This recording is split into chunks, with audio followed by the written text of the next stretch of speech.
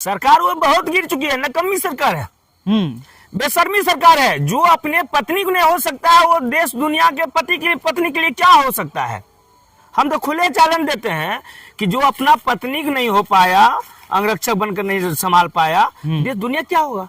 आपने बोले थे कि बोलिए बिहार वासियों आपको कितना चाहिए, 70 लाख 80 लाख 90 लाख, बोलो बोलो 1.25 लाख दे दूं। कहाँ गया 1.25 लाख। इसके बाद तो आपको गारंटी तो देना पड़ेगा इस बार। कहावत में है, मुंह में लाली और पेट है खाली। प्रधानमंत्री सम्मानित पद होते हैं। देश का वो जो बोलते हैं वो राम की तरह लकीर हो जाता है, लेकिन जिस तरह से वो बोल कर गए, क्या उसके पास जवाब है। बिहार वासी गदगद है, इंतजार कर रही है उस दिन का कि जिस दिन वोट पड़ेगा। वोट के चोट से यहाँ से जो है गुजरात वासियों को बिहार में कोई खैर नहीं है। यहाँ से ले दू 11 हो जाएगा मोदी जी। ये सिर्फ वो जुमलाबाज का सरकार है, जुमलाबाज का बीजेपी का पार्टी है। ये तो शुरू से ही सारी आदमी जान रहे थे। 17 ही महीना में ना जाने अगर तेजस्वी बाबू बिहार में अगर होते 5 साल के लिए स्वतंत्र मुख्यमंत्री उभर कर आते तो फिर बिहार में जो करिश्मा होता, ऐसे भी 17 महीना में जो देश नहीं किया वो बिहार करके दिखाया कि हर हाल में बीजेपी को इस बार सुन बता सुनाटा करके बिहार से उसको पैदल यात्रा भेजाना है। दोस्तों नमस्कार। आपको मालूम होगा कि 2024 का वक्त चल रहा है और दरअसल ये वक्त जो है चुनावी माहौल का है। तो आज जो है हमारे साथ युवा आरजेडी जिला उपाध्यक्ष रितेश जी हैं। तो आज जो है महागठबंधन में बिहार को लेकर सीटों का जो है बंटवारा हो गया। सीटों का जिस तरह से संदेह किया जा रहा था उसका खुलासा हो गया। तो रितेश जी स्वागत है आपका। बताइए क्या है, कितनी सीटें किस पार्टी को मिली।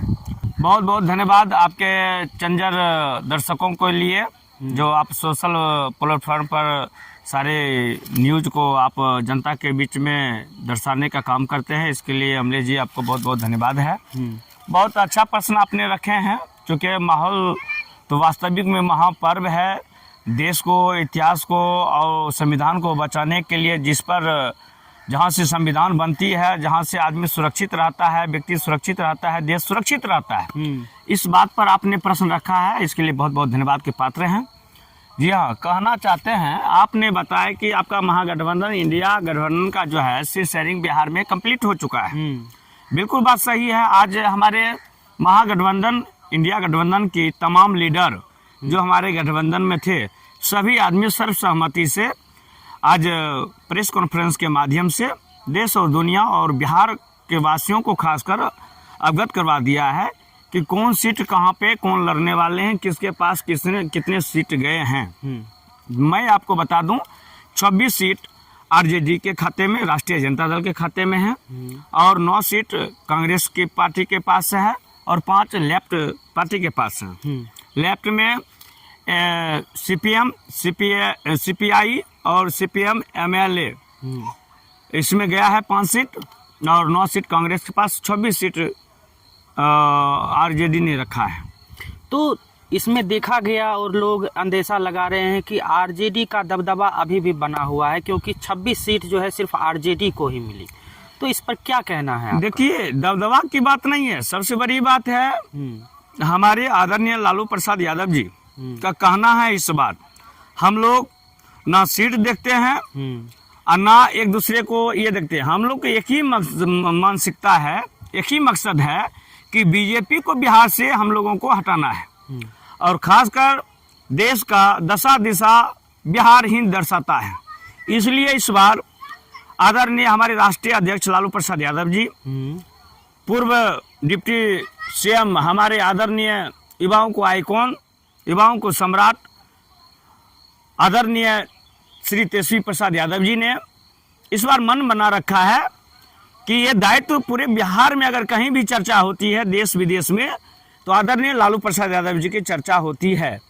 तो इस ख्याल से खासकर हम लोगों को जो यहाँ पर जिसकी जितनी भागीदारी उसकी उतनी हिस्सेदारी होती है, उसी दरमियान में जिसका जितना पार्टी मजबूती के साथ स्ट्रेंथ कर रहा है बिहार में, और जिस लोकसभा में वैसे कंडीशन में हम लोग जो है लोकसभा में उतारने का काम कर रहे हैं कि हर हाल में बीजेपी को सुन बटा सुनाता करना है और बिहार में जो है महागठबंधन इंडिया की जो है सरकार के लिए तत्पर होकर हम लोग 40 में 40 सीट जीत कर जो है सो पार्लियामेंट दिल्ली में भेजने का काम करने का काम करूँगा। तो तेजस्वी जी को लेकर जो है एक बात उठ रही है बीमा भारती की, और वो कह रही हैं पूर्णिया से जो है उन्हें उम्मीदवार घोषित किया गया है लोकसभा के लिए, और पप्पू यादव जी कह रहे हैं कि दरअसल पूर्णिया जो है देश छोड़ दूंगा लेकिन पूर्णिया नहीं छोड़ूंगा। तो क्या सफाई देना चाहते हैं? देखिए, कहने के लिए कुछ भी हो सकता है, पार्टी का जो है शीर्ष नेतृत्व का जो निर्देश होता है, इसमें हमारे जिस पार्टी में आदरणीय श्री पप्पू यादव जी गए हैं उस पार्टी के निर्देशानुसार भी सीट गठन हुआ है, जिसमें इस बात को आपको भी अवगत होगा कि आदरणीय अखिलेश जी जो प्रदेश अध्यक्ष हैं वो भी हमारे इस प्रेस कॉन्फ्रेंस में सम्मिलित हैं। जितना भी अपना गठबंधन था सभी गठबंधन के शीर्ष नेतृत्व के नेता उपस्थित हुए थे। तो हमारे आदरणीय लालू प्रसाद यादव जी दिल्ली में चलकर सारी बात से अवगत करवा दिया। इस बात सीट की बात नहीं होनी चाहिए, इस बात जीतने की बात होनी चाहिए कि कौन व्यक्ति कहां से जीतेंगे। हम लोग एक ही दिमाग में मन बना रखे हैं, मजाज है हमारे नेता को कि हर हाल में बीजेपी को इस बार सुन बता सुनाता करके बिहार से उसको पैदल यात्रा भेजाना है। तो धारावी में जिस तरह से तेजस्वी जी कह रहे थे कि मोदी जी ये माहौल बना रहे हैं कि हम सिर्फ एक आदमी से लड़ रहे हैं, जबकि तेजस्वी जी कह रहे थे हम जो है आपके लिए लड़ रहे हैं, जनता के लिए लड़ रहे हैं। तो क्या सारी पार्टी जो है जुड़कर सिर्फ मोदी सरकार को हरा रही है? क्या मोदी जी इतने ताकतवर हो गए हैं? मोदी जी ताकतवर नहीं है। यहाँ की सबसे बड़ी बात है, हम मोदी के क्यों हार रहे हैं? हमारी जनता जो हार रही है देश दुनिया का, यहाँ का युवा जो हार रहे हैं, अपने आप को आत्महत्या जो कर रही है, बेरोजगार जो छीना जा रहा है, उनकी लड़ाई हम लोग लड़ रहे हैं। कि आपने देखे कि हम तो चैलेंज देते हैं मोदी जी को, किस मुंह से हमारे बिहार राज्य में वो प्रवेश करेंगे, किस घोषणा के साथ वो आए थे 2014 में और 2019 में। वो अपना सिर्फ जो है योजना के बारे में वो अपना जो वक्तव्य रखा था, प्रधानमंत्री सम्मानित पद होते हैं देश का, वो जो बोलते हैं वो राम की तरह लकीर हो जाता है। लेकिन जिस तरह से वो बोल कर गए, क्या उसके पास जवाब है कि 2 लाख प्रत्येक साल, 2 करोड़ प्रत्येक वर्ष हम जो है सो युवाओं को नौकरी रोजगार देने का काम करेंगे। महंगाई को जो है जिस समय में 400 सिलेंडर था उस समय बोल रहे थे बहुत ज्यादा महंगाई लग रहा है, तो महंगाई को हम कम करेंगे। तो जनता तो उसको आवाज उठाने के लिए, प्रश्न पूछने के लिए तैयार है। वो आकर अपना बिहार में घूमकर पूछे कि हमने क्या वादा करके गए थे और क्या हमने आपको दिए, तो समझ में आ जाएगा मोदी जी को। न रोजगार मिला, न महंगाई घटी, न जो है स्विस बैंक विदेश से पैसा आया, जो 15 लाख रुपया देने की बात कही। जिस गारंटी का वो जिक्र करते हैं, फिर वो गारंटी है क्या जिसको उन्होंने पूरा किया? गारंटी के साथ में वही तो पूछ रहे हैं, जो गारंटी लिया था। आप सब मीडिया बंधु, सोशल मीडिया बंधु भी आप जान रहे हैं, गारंटी तो उसका यही था कि हम 2 करोड़ प्रत्येक साल युवाओं को नौकरी रोजगार देंगे, है। उसके बाद जो है यहाँ पर हम जो है बड़ा निवेश उत्पन्न करेंगे। उसके बाद महंगाई को हम कम करेंगे, जो 400 रुपया सिलेंडर है उसको हम 150 में देने का काम करेंगे। अरे 400 था, अगर कम करने की बात अगर होगी तो 200-300 यही ना कम करेगा भाई, कहीं न कहीं कम करेगा, तभी ना हम समझते कि 400 जिस समय था उसको कम किया। उसके बाद पेट्रोल जिस समय में 60 रुपया था, आज पेट्रोल का दाम आप देख रहे हैं 150 की स्थिति में जा रही है, 110 प्लस हो चुका है बिहार में खासकर।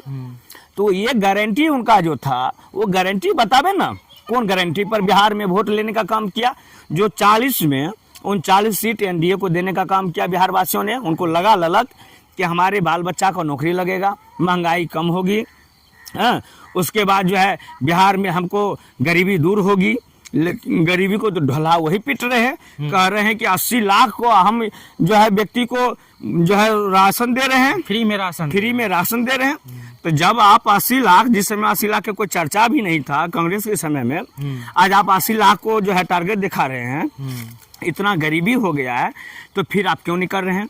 उसके बाद जुद मैं पूछना चाहता हूँ, बिहार जब इतना गरीबी से गुजर रहा है तो फिर बिहार वासियों के लिए बिहार में विशेष पैकेज क्यों नहीं दे रहे हैं, विशेष दर्जा क्यों नहीं दे रहे हैं? आपने बोले थे कि बोलिए बिहार वासियों आपको कितना चाहिए, 70 लाख, 80 लाख, 90 लाख, बोलो बोलो 1.25 लाख दे दूं। कहाँ गया 1.25 लाख? इसके बाद तो आपको गारंटी तो देना पड़ेगा। इस बार 2024 के चुनाव में जनता इंतजार कर रही है आपका। तो उन्होंने कहा हमने पैखाना दिया है, राम मंदिर दिया, तो अब आपको क्या चाहिए? हाँ, यही तो मेन बात है। कहावत में है, मुंह में लाली और पेट है खाली। ढिसोला पिटने से विदेश में आपने घूम लिए। और एक बात वो अपने आप को कहे थे मोदी जी, जो हमारे 140 करोड़ जनता हमारे परिवार हैं। परिवार तो भाई अच्छी बात है, आपका परिवार है, आप प्रधानमंत्री हैं। तो परिवार अगर आपका जनता है तो आप 10 लाख का सूट पहनने वाले व्यक्ति, आपका परिवार एक जो है रोड पर टहल रहे हैं, कटोरा लेकर भीख मांग रहे हैं, आप हेलीकॉप्टर से चल रहे हैं, आपका जनता जो है सो साइकिल मोटरसाइकिल से भी चलना दुश्वार हो चुका है। कैसा परिवार? एक देश में ऐसा दुर्नीति क्यों कि राजा ही राजा बनकर रहे, भिखारी भिखारी ही बनते रह जाए? क्या बिहार में आपने देने का काम किए?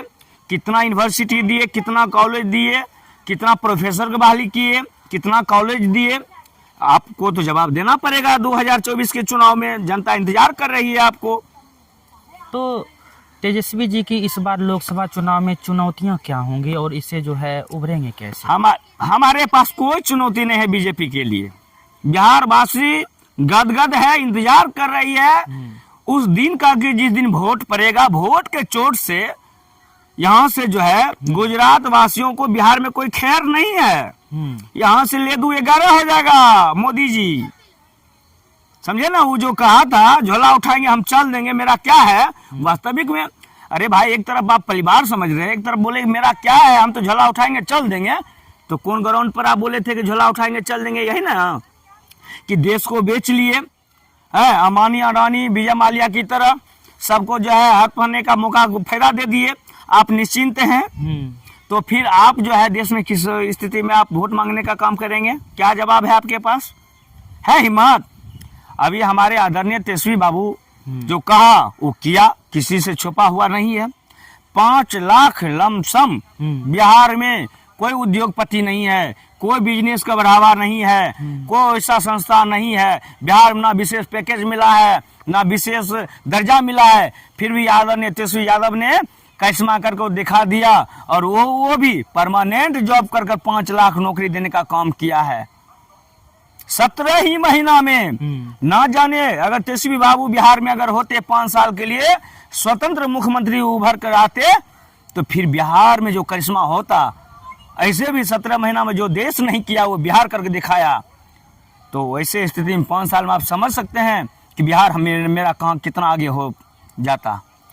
तो जो तेजस्वी जी को लेकर बोल रहे हैं कि लोग जो है बस वक्त का जो है इंतजार कर रहे हैं, इंतजार उस पल का कर रहे हैं, लोग जो है इंतजार उस घड़ी का कर रहे हैं जब जो है वीवीपैट से जो है ईवीएम की मशीन पर जो है अपना अंगूठा दबाइएगा और किस पर दबाना है वो जो है आपको तय करना है। आपसे कहना चाहूँगा कि आदरणीय हमारे प्रधानमंत्री मोदी जी ने नारी सशक्तिकरण को लेकर एक जो है संशोधन करने का काम किया था।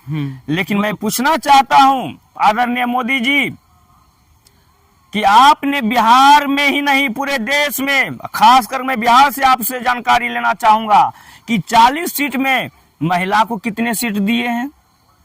आपने जितना कहा जाता जिसका जितना हिस्सेदारी उसका उतना भागीदारी होनी चाहिए। तो आपसे मैं जानना चाहता हूं, आपका जो जातीय आर्थिक जनगणना जो हुआ है फिलहाल में, उसमें आप सक्षम नहीं थे। आदरणीय हमारे तेजस्वी बाबू ने करवाने का काम किया, तो उस स्थिति में भी आपने जब जाने उजागर हुआ, पूरे देश दुनिया जाना कि जातीय आर्थिक जनगणना सिर्फ एक ऐसा राज हुआ जो अपने बदौलत जो है जनगणना करने का काम किया, जबकि 2 टर्म होने पर जो है 10वां साल के बाद 11वां साल प्रत्येक साल मुआयना होनी चाहिए कि हमारे समाज में, हमारे देश में, हमारे राज्य में कितने व्यक्ति कमजोर है, कितने व्यक्ति अव्वल हुआ है, उसी को सर्वे होनी चाहिए। सर्वे के अनुसार उसका बजट पास होती है, वैसे आदमी को जो है उसको लाभान्वित करके उसको आगे उठाने का काम किया जाता है साथियों। लेकिन अब मैं जानना चाहता हूं कि बिहार में कितना सीट महिलाओं को देने का काम किए, कितना आप SC/ST को दिए हैं, कितना EBC को दिए हैं, कितना OBC को दिए हैं, कितना जनरल को दिए हैं, कितना फॉरवर्ड को दिए हैं, कितना बैकवर्ड को दिए हैं। इस बात को तो भी आपको देखना पड़ेगा।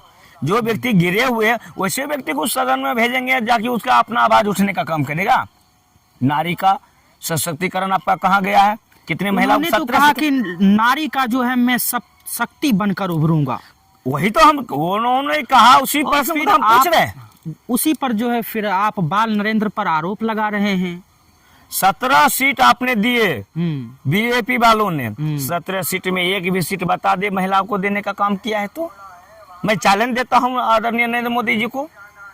क्या नारी का शक्ति नहीं है? नारी का लोकसभा जाने का उसके पास ताकत नहीं है? उसकी आवाज उठाने की ताकत नहीं है? उन्होंने कहा अगर नारी शक्ति के लिए अगर मुझे जान भी गंवाना पड़े तो मैं जान गंवा दूंगा। तो क्या प्रधानमंत्री के लिए ये शब्द कहना कहाँ तक सही है? तो वही तो बोल रहे हैं, ये तो दुनिया देख रही है, समाज देख रहा है कि कितने सीट देकर लोकसभा में भेजने का काम कर रहे हैं। कहाँ जान गंवा रही है? सिर्फ वो जुमलाबाज का सरकार है, जुमलाबाज का बीजेपी का पार्टी है। ये तो शुरू से ही सारी आदमी जान रहे थे, लेकिन शुरू में लगा कि हमारे पास जो है नए नए युवाओं को लगा कि भाई जो है कांग्रेस से अच्छा पार्टी बीजेपी होगा। और बीजेपी ने यही मुद्दा पर उठाया था कि हम रोजगार देंगे, हम महंगाई कम करेंगे, हम सभी आदमी को सम्मान करेंगे, काले धन आपको जो है देश में देने का काम करेंगे। एक एक अगर काला हम लेकर आते हैं, एक एक व्यक्ति के पास 15-15 लाख रुपया जाएगा। इस मुद्दा पर जनता ने एक विश्वास बनाकर उसको देने का काम किया, लेकिन मिला क्या? कुछ नहीं, सुनबटा सुनटा हो गया। तो यही जवाब जो है इस बार लोकसभा में 2024 के लोकसभा में बिहार वासी उसको देने के लिए तत्पर खड़ा है, इंतजार है उस दिन का। तो एक सवाल है, नेहा सिंह राठौर को आप जानते हो बहुत अच्छी तरह से। तो वो एक लोक गायिका भी हैं, बहुत बार विवादित भी रही यूपी में काबा को गीत को लेकर। और जी न्यूज को भी आप जानते होंगे, जो जी न्यूज टीवी पर प्रसारण होता है। तो उन्होंने जो है एक शो में उन्होंने एक शो में नेहा सिंह राठौर और मियां खलीफा को जोड़कर जो है एक दूसरे से अटैच किया। तो क्या आपको नहीं लगता कि ज़्यादातर स्त्री विरोधी जो है बीजेपी में भरे हुए हैं? लग रहा है कि 100% है ये है। बीजेपी में नारी शक्ति विरोधी तो है ये। आपने देखे मोदी जी इतना बड़ा ताल ठोकर कह रहे थे, दूसरे देश से लड़ने की इनके पास क्षमता था, लेकिन मणिपुर इम्फाल में जो कांड हुई थी, एक बार भी मोदी जी उसके पास एक्शन लेने का काम किया, चूंकि उनका अपना सरकार था मणिपुर में। लेकिन कभी फिरियाद लेने का क्या? हमारा समाज कट रहा है, मर रहा है, आपस में बर्बाद हो रहा है। तो क्या अगर कोई भी महिला नारी को जो है वो पेन घुमा रहा है रोड पर सारी बात कर, तो उसके पास कहाँ से उतना आया है? तो क्या अगर कोई महिला सरकार से सवाल पूछती है तो क्या उसको पोर्न स्टार से जोड़कर लोगों को दिखाया जाएगा, उनका छवि गंदा किया जाएगा? क्या इस स्तर पर बीजेपी सरकार गिरने लगी है? अब सरकार वो बहुत गिर चुकी है, नकम्मी सरकार है, बेशर्मी सरकार है। जो अपने पत्नी को नहीं हो सकता है, वो देश दुनिया के पत्नी के लिए क्या हो सकता है? हम तो खुले चैलेंज देते हैं कि जो अपना पत्नी को नहीं हो पाया, अंगरक्षक बनकर नहीं संभाल पाया, देश दुनिया क्या होगा? देश को आजाद करने के लिए आदरणीय हमारे महात्मा गांधी जी पत्नी को साथ लेकर, कस्तूरबा गांधी को साथ लेकर देश को आजाद करने का काम किया। आज ये देश छोड़कर जो आजादी के बावजूद भी उसको आजाद नहीं मिल पाया, तो इस आदमी पर क्या विश्वास कीजिएगा? देश में आप देख रहे हैं नारी सशक्तिकरण का कितना हाहाकार हो रहा है। लेकिन पत्नी के नाम पर लोग राजनीति भी तो कर रहे हैं। वो कह रहे हैं ना कोई और है, वो तो सिर्फ देश के लिए देखते हैं। देश के लिए अगर देखते तो देश के ही अंदर में तो नारी भी है शक्ति। नारी शक्ति दुर्गा स्वरूपी होती है, और वो उनको देखने के लिए उसके पास कोई जगह है नहीं, कहीं भी उसके लिए कोई वैकेंसी नहीं है, ना लोकसभा है ना विधानसभा है, या नारी के किसी भी तरह का कोई तरह का बेदहदमी हो रही है तो ना उसका देखने के लिए जाता है मणिपुर तक। उतना बड़ा एक्शन मंचली हुआ है, देश दुनिया शर्मसार हो गया है, उसके बाद उसको कोई ख्याल आया? 2 शब्द वो अपने मुंह से बोले? कभी भी थिंकिंग किए, कभी सोच किए कि हमारे देश में ऐसा क्यों होगा? तो बहुत बहुत शुक्रिया आपका रितेश जी, हमारे सोशल मीडिया हैंडल पर आने के लिए बहुत बहुत शुक्रिया।